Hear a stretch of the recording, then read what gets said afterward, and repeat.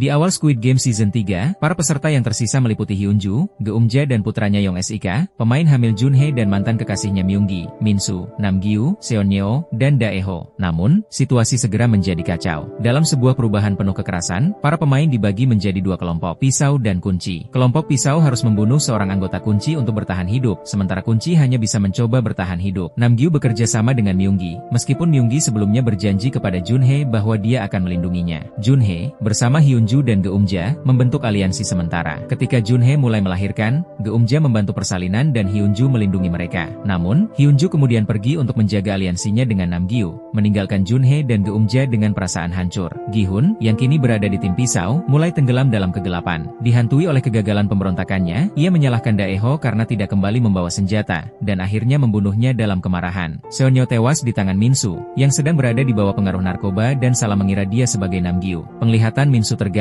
dan permainan terus mempermainkan pikirannya. Saat waktu hampir habis, Geumja dan Junhee mencoba melarikan diri, tapi ditemukan oleh Yong Sik yang belum membunuh siapapun. Geumja memohon kepada putranya untuk membunuh dirinya saja demi menyelamatkan Junhee.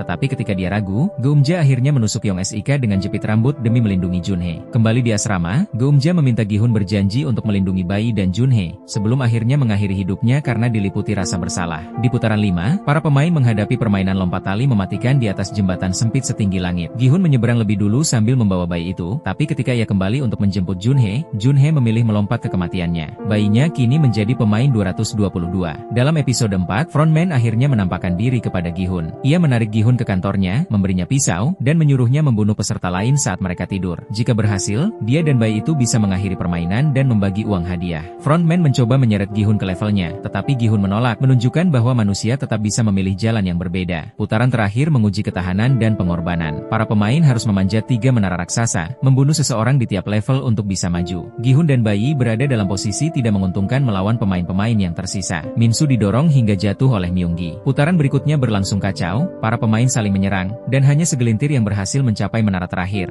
Gi-hun, Myunggi, si bayi, pemain 100, dan pemain 039. 정배 실은 유감입니다.